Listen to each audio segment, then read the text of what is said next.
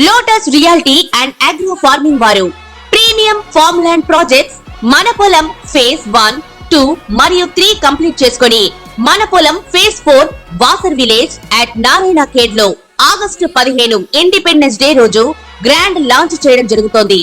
Launching మరియు independence day సందర్భంగా 5 guntas land out rate లో బుక్ చేసుకున్న వారికి 1,50,000 రూపాయల డిస్కౌంట్ తో పాటు 2 గ్రాముల గోల్డ్ ఫ్రీగా ఇస్తున్నారు. పూర్తి వివరాలకు సంప్రదించండి. జై శ్రీమన్నారాయణ. జ్ఞానానందమయం దేవం నిర్మలాస్ఫటికాకృతం ఆధారం సర్వవిద్యానాం హయగ్రీవ ఉపాస్మహే.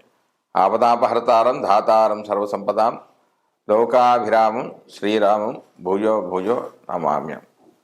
ఆదిత్యాయ సోమాయ మంగళాయ బుధాయ చ గురు శుక్ర శనిభ్యశ్చ రాహవే కేతవే నమః. మనం ఇప్పుడు ఈ వీడియోలో జనవరి 1, 2025 నుంచి డిసెంబర్ 31, 2025 వరకు సంవత్సర ఫలితాలు తెలుసుకుందాం. అందులో ముఖ్యమైన 4 గ్రహాలే. అవి ఏంటంటే గురుగ్రహము, శనిగ్రహము, రాహుగ్రహం, కేతుగ్రహం. ఈ 4 గురించి మాత్రమే చెప్పడానికి మనకు వీలు ఉంటుంది. అంటే మిగతా గ్రహాలు అంటే రవి, బుధ, శుక్ర, కుజ గ్రహాలు ఇవి మారుతూ ఉంటాయి. కొన్ని 30 రోజులు, కొన్ని 45 రోజులు. ముఖ్యంగా శని ఒక రాశిలో 2.5 సంవత్సరాలు ఉంటాడు. గురువు సంవత్సరం, రాహు కేతువులు సంవత్సరంన్నర ఎప్పుడు కూడా అవి వక్రగతిలో సంచరిస్తూ ఉంటాయి. మానవ జీవితంలో ఈ 4 గ్రహాలు అంటే గురువు, శని, రాహు, కేతువులు ప్రధాన పాత్ర వహిస్తాయి. ముందుగా మనం సంవత్సర గోచార ఫలితాలంటే ఏమిటి అనేది తెలుసుకుందాం.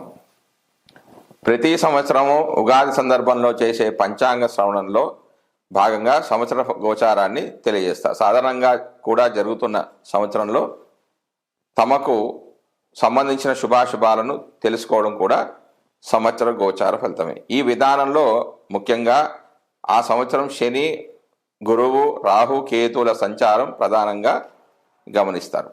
శని సంచరించే రాశి తమకు అనుకూలమా ప్రతికూలమా అని చూసుకోవడం అనేది ఉంటుంది. ఈ క్రమంలో తమ జన్మరాశికి శని 12, 1, 2 రాశుల్లో సంచరిస్తుంటే దాన్ని ఏలినాటి శని అని, 4వ స్థాన సంచారం అర్ధాష్టమ శని అని, 8వ రాశిలో సంచారాన్ని అర్ధాష్టమ శని అనే పేరుతో తెలుపుతారు. ఈ కాలాల్లో అంటే 12లో ఉంటే విశ్రాంతి లేకపోవడం, 1లో ఉంటే శరీరమైన ఇబ్బందులు, 2లో ఉంటే ఆర్థిక ఇబ్బందులు, కుటుంబ కలహాలు, 4వ స్థానంలో ఉంటే సౌఖ్యం లేకపోవడం, 8వ స్థానంలో ఉంటే ఆకస్మిక నష్టాలు, అనారోగ్యాలు తెలియజేయబడతాయి. శని యొక్క దృష్టిని కూడా పరిశీలించడం సాంప్రదాయం. శని తానున్న రాశి నుంచి 3, 7, 10 స్థానాలు చూస్తూ ఉంటాడు. ఆ రాశిలో తమ జన్మరాశి ఉన్నప్పటికీ జాగ్రత్తలు తీసుకోవడం అవసరంగా సూచిస్తారు. అంటే ఈ 3, 7, 10 స్థానాల దృష్టి ఏ రాశిపై అయితే పడుతుందో ఆ స్థానాలు కొంచెం జాగ్రత్తగా ఉండాలని శని సూచిస్తాడు. అంతేకాకుండా శని సంచరిస్తున్న రాశి తన దృష్టి ఉన్నటువంటి రాశులను తమ జన్మరాశి నుంచి ఏ భావాలు అవుతాయో ఆ భావాల విషయంలో జాగ్రత్తలు తీసుకోవడం కూడా గోచారంలో భాగమే. శని ఒక్కొక్క రాశిలోనూ 2.5 సంవత్సరాల సంచారం వల్ల ఈ గ్రహ ఫలితాలను అధికంగా గమనించడం సాంప్రదాయంలో ఉంది. సంవత్సర గోచార ఫలితాల అధ్యయనంలో శని ఫలితం చాలా కీలకమైనదని చెప్పవచ్చు. గురుగ్రహ సంచారాన్ని కూడా సంవత్సర గోచారంలో భాగంగా పరిశీలిస్తారు. గురువు తానున్న రాశి నుంచి 5, 7, 9 రాశులను చూడడం వల్ల ఆయా రాశుల వారికి అనుకూలతను తెలియజేయడం జరుగుతుంది. జన్మరాశి నుంచి 2, 5, 7, 9, 11 రాశుల్లో సంచరిస్తున్నప్పుడు ఆర్థిక, సంతాన, వైవాహిక సంతృప్తి, లాభాలను పొందవచ్చు. గురుదృష్టి ఉన్నటువంటి భావాల్లో లోపాలున్నా కూడా సరిదిద్దబడతాయి. ఆ సంవత్సరంలో ఏ కార్యక్రమాలకు అనుకూలమో ఏ కార్యక్రమాలకు ప్రతికూలమో కూడా గురుగ్రహ గోచారం ద్వారా మనం గమనించవచ్చు. నూతన సంకల్పాలు నెరవేరడానికి, వివాహ సంతానాది అంశాల్లో పరిపూర్ణత కోసం గురుగ్రహ గోచారం అనుకూలంగా ఉండే విధంగా చూస్తుండడం అనేది సాంప్రదాయం. రాహుకేతువులు తామున్న రాశులకు అనుసరించే భావాలకు సంబంధించిన అశుభ ఫలితాలను ఇస్తుంటాడు. ముఖ్యంగా 3, 6, 11 స్థానాల్లో తప్ప మిగిలిన స్థానాల్లో ఆయా భావాలకు లోపాలను తెలియజేయడం గోచార సాంప్రదాయం. ఏదైనా శుభగ్రహంతో కలిసి ఉన్నప్పటికీ ఆ గ్రహం యొక్క శుభత్వాన్ని తగ్గించే విధంగా రాహుకేతువు గ్రహాలు ఉంటాయి. అందువల్ల ప్రతి రాశి వారికి రాహుకేతువు ఉన్నటువంటి భావాలను జాగ్రత్తగా చూసుకోవాల్సి ఉంటుంది. శని, గురువు, రాహు, కేతువులు అధిక కాలంలో ఒకే రాశిలో సంచరించడం వల్ల సంవత్సర ఫల నిర్ణయంలో వీరి ప్రాధాన్యం అనేది అధికంగా ఉంటుంది. జై శ్రీమన్నారాయణ. కర్కాటక రాశి వారికి 2025 సంవత్సరంలో సంవత్సర ఫలితాలు. కర్కాటక రాశి వారికి జనవరి 1, 2025 నుంచి 31 డిసెంబర్ 2025 వరకు గురువు, శని, రాహు, కేతు ఇచ్చే ఫలితాలు ఈ విధంగా ఉన్నాయి. ముందుగా గురుగ్రహం యొక్క ఫలితాలు. గురువు జనవరి 1, 2025 నుంచి 13 మే 2025 వరకు లాభస్థానంలో సంచరిస్తూ ఉన్నాడు.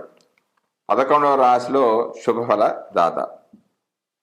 సర్వతోముఖాభివృద్ధి, బలము, తేజస్సు, మంత్రసిద్ధి, ఉద్యోగ వృద్ధి, కీర్తి, సంతాన ప్రాప్తి, నూతన ఉద్యోగ వ్యాపారాలు లాభిస్తాయి. బంధు సహకారము, అధికారుల అనుగ్రహము కలుగుతుంది. బంధుమిత్రుల సహకారంతో అన్ని పనులు కూడా పూర్తి చేస్తారు. కానీ 11వ స్థానానికి వేదస్థానమైన 8లో శని యొక్క సంచారం వల్ల నీచ స్త్రీలతో పరిచయము, వీర్య నాశనము, కలహము, గర్భకోశము, వాతవ్యాధి, స్థాన చలనము వంటివి కలిగే అవకాశాలు అనేవి ఉన్నాయి. మొత్తానికి ఈ స్థానంలో గురుడి సంచారం వల్ల 50% శుభ ఫలితాలు జాతకుడు పొందే అవకాశం అనేది ఉంది. తర్వాత మే 14, 2025 నుంచి అక్టోబర్ 17, 2025 వరకు లాభంలో సంచరిస్తున్నాడు. జన్మరాశి నుండి 12వ స్థానంలో సంచరించే కాలంలో పదవీ త్యాగము చేయవలసి ఉంటుంది. ఆస్తి నష్టము ఏర్పడుతుంది. బంధు వియోగము ఉంటుంది. శుభకార్యాలకే డబ్బులను బాగా ఖర్చు పెడతారు. చెడు ప్రవర్తనలకు గురవుతారు. ఖర్చులకు తగ్గట్టుగా ఆదాయం అనేది ఉండదు. అత్యధికమైన శ్రమతో అతి తక్కువ ఫలితాలన్నీ పొందుతారు. జీర్ణకోశ వ్యాధులు అన్నీ ఉంటాయి. ప్రతి పనిలో కూడా ఎదురు దెబ్బలు అనేవి ఉంటాయి. వ్యర్థమైన దూర ప్రయాణాలు అనేవి చేస్తారు. 12వ స్థానంగా వేదస్థానమైన 2లో రవి వేద వల్ల జ్వరము అనేది కలుగుతుంది. పశువు ధననాశము, జ్వరము, పైత్యము, శూలలు, ప్రయత్న కార్యాలు చెడిపోవడం, తండ్రితో పితృవర్గం వారితో శత్రుత్వం అనేవి వహిస్తారు. ఇక కుజవేద వలన ప్రయాణము, నేత్రరోగం, వివిధ రకాల ఖర్చులుంటాయి. బుధుడి యొక్క వేద వలన జ్యోతిషాస్త్ర సంవాదము, సన్మానం, యోగ్యమైన ఆలోచనలు, గృహంలో శుభకార్యాలు, మంచి గ్రంథ పఠనం లాంటివి ఉంటే, శుక్రుడి యొక్క వేద వలన స్త్రీ సౌఖ్యము, బలము, తేజస్సు, అభివృద్ధి, సంతోషము, స్వర్ణాభరణాలు, పుత్ర సౌఖ్యం వంటివి జరుగుతాయి. ఇందులో 70% శుభ ఫలితాలు జరిగే అవకాశం అనేది ఉంది. తర్వాత అక్టోబర్ 18 నుంచి డిసెంబర్ 4, 2025 వరకు కర్కాటక రాశిలో సంచరిస్తున్నాడు. జన్మరాశిలో గురుడి సంచారం వల్ల, అంటే కర్కాటక రాశి వారు కర్కాటక రాశిలోనే గురుడు సంచరిస్తున్నాడు కాబట్టి జన్మరాశిలో సంచరిస్తున్నట్టుగా భావించాలి. జన్మరాశిలో గురుడి సంచారం వల్ల మిశ్రమమైన ఫలితాలు వచ్చే అవకాశం ఉంది. ప్రభుత్వం నుంచి ఇబ్బందులు అనేవి ఏర్పడతాయి. అంటే పెనాల్టీస్ అనేవి కట్టే అవకాశం ఉంటుంది. కాన్సన్ట్రేషన్ అనేది లోపిస్తుంది, అంటే ఏకాగ్రత అనేది లోపిస్తుంది. అనవసరంగా దూర ప్రయాణాలు అనేవి చేస్తారు. తన ప్రత్యేక దృష్టి చేత 5వ, 7వ, 9వ భావాలను వీక్షించడం వల్ల ఉద్యోగ అవకాశాలు అనేవి పెరుగుతాయి. పదోన్నతి, సంఘంలో గౌరవ మర్యాదలు, సంతానమూలకంగా ఆనందం అనే కలుగుతుంది. వివాహాది శుభకార్యాలు, తీర్థయాత్రలు, పుణ్యక్షేత్ర సందర్శనము, బంధుమిత్రుల నుంచి సహాయ సహకారాలు అనేవి అందడం లాంటివి జరుగుతాయి. తర్వాత డిసెంబర్ 5 నుంచి డిసెంబర్ 31, 2025 వరకు వ్యయ స్థానంలో అంటే 12వ స్థానంలో సంచరించడం చేత స్థాన చలనము, వృధా ప్రయాణాలు, దుఃఖము, ధన నష్టము, అనారోగ్యంతో పాటుగా శుభవ్యయం అనేది అవుతుంది. అంటే తీర్థయాత్రలకు శుభకార్యాలకు డబ్బులను ఖర్చు పెడతారు. తర్వాత తన ప్రత్యేక దృష్టి చేత 4, 8 భావాలను వీక్షించడం ద్వారా కొంత బంధు విరోధము, ఆందోళన, అవమానము, సంసార సౌఖ్య లోపము, అనవసరమైన శ్రమకు, దేహ కాంతి క్షీణించడం లాంటి ఫలితాలు కలుగుతాయి. అయితే 12వ స్థానానికి వేదస్థానమైన 2లో కుజ, బుధ, శుక్ర గ్రహాల వేద వల్ల అశుభ ఫలితాలు తగ్గిపోతాయి. కానీ ఈ రాశిలో కేవలం 20% మాత్రమే శుభ ఫలితాలు వచ్చే అవకాశం అనేది ఉంది. దాని తర్వాత శని యొక్క ఫలితాలు. కర్కాటక రాశి వారికి శని జనవరి 1, 2025 నుంచి 28 మార్చి 2025 వరకు అష్టమంలో సంచరిస్తున్నాడు. అంటే 8వ రాశిలో సంచరిస్తున్నాడు. ఇది అంత మంచిది కాదు. జీవనం సక్రమంగా అనేది జరగదు. అధికారుల ఆగ్రహానికి గురి కావాల్సి ఉంటుంది. ఉద్యోగ బంధము, పదవీ త్యాగం అనేది ఉండే అవకాశం ఉంది. ప్రతి పనిలో ఎక్కువ అడ్డంకులు ఉంటాయి. అధిక ఖర్చులు ఉంటాయి. ద్వితీయ వివాహం అనేది జరగవచ్చు. కోర్టుకు వెళ్ళవచ్చు. అనవసరమైన గొడవలో దిగవచ్చు. దాని తర్వాత 29 మార్చి 2025 నుంచి డిసెంబర్ 31, 2025 వరకు కర్కాటక రాశి వారికి 9లో ఈ యొక్క శని సంచరిస్తూ ఉన్నాడు. 9వ రాశిలో సంచారము వల్ల అనవసరమైన ఖర్చులు ఉంటాయి. మానసికమైన ఆందోళనకు గురి అవుతారు. భాగ్యహీనత కలుగుతుంది. ఇది తండ్రికి మాత్రం మంచిది కాదు. తన ప్రత్యేక దృష్టి చేత 3, 6, 11 భావాలను వీక్షించడం చేత పదోన్నతి, ధారాపుత్ర సుఖము, ఆరోగ్యము కుదుట పడడం, సుఖభోజనము, బంధుమిత్రుల సహకారం, 9వ స్థానాన్ని వేదస్థానమైన 6లో రవి, కుజుల వేద వలన అశుభ ఫలితాలు అనేవి గోచరించే అవకాశం అనేది ఉంది. దాని తర్వాత రాహు యొక్క ఫలితాలు. కర్కాటక రాశి వారికి రాహు జనవరి 1, 2025 నుండి 17 మే 2025 వరకు 9వ స్థానంలో రాహు గోచరిస్తున్నాడు. ఈ స్థానంలో చెడు ఫలితాలే ఇస్తాడు. దూరదృష్టి, ప్రయాణాల్లో ఇబ్బందులు, ధనధాన్య నష్టం వంటివి ఉంటాయి. రాహు తన సప్తమ దృష్టి చేత 3వ స్థానాన్ని వీక్షించడం ద్వారా శారీరక బలము పెరగడం, ధనలాభం, సౌభాగ్యం వంటి శుభ ఫలితాలు కూడా ఇస్తాడు. జనవరి 4, 2025 నుంచి జనవరి 20, 2020 వరకు నవమ స్థానానికి వేదస్థానమైన 6లో బుధ సంచారం వలన జ్యోతిష్శాస్త్ర సంవాదము, సన్మానము, యోగ్యమైన ఆలోచనలు రావడం, గృహంలో శుభకార్యాలు వంటివి జరగడం వంటివి కూడా జరుగుతాయి. తర్వాత మే 18, 2025 నుంచి 31 డిసెంబర్ 2025 వరకు రాహు కర్కాటక రాశిలో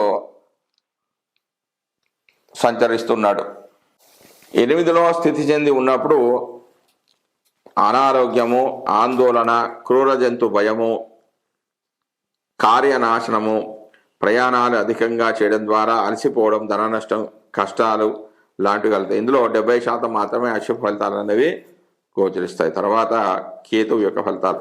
కర్కాటక రాశి వారి కేతువు జనవరి 1, 2025 నుంచి 17 మే 2025 వరకు 4వ స్థానంలో సంచరిస్తూ ఉన్నాడు.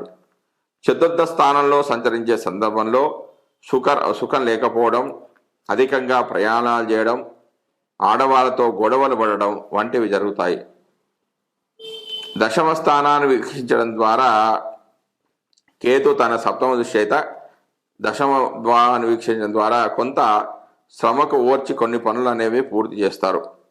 మే 18, 2025 నుంచి డిసెంబర్ 31, 2025 వరకు 3వ స్థానంలో సంచరిస్తున్నాడు. ఈ స్థానంలో అతి బలవంతుడైన కేతువు శరీర బలాన్ని పెంపొందిస్తాడు. ప్రజల్లో తన మాటకు విలువ పెరిగేటట్టుగా చేస్తాడు. నవమ స్థానాన్ని వీక్షించిన శ్వేత ప్రయాణంలో ఇబ్బందులను పెడతాడు, కొంత నష్టాన్ని కలిగజేస్తాడు. బలము, తేజస్సు, అభివృద్ధి అనేవి జరుగుతాయి. సంతోషము, బంగారు ఆభరణాలు కొనడం వంటివి కూడా జరుగుతాయి. బుధుని యొక్క వేద వలన 23 మే 2025 నుంచి జూన్ 5, 2020 వరకు బుధుడు యొక్క వేద వలన అంటే ఆ స్థానానికి వేద స్థానంలో సంచరించడం వల్ల మంచి ఆలోచనలు, గృహంలో శుభకార్యాలు వంటివి జరిగే అవకాశం అనేది ఉంది. జై శ్రీమన్నారాయణ.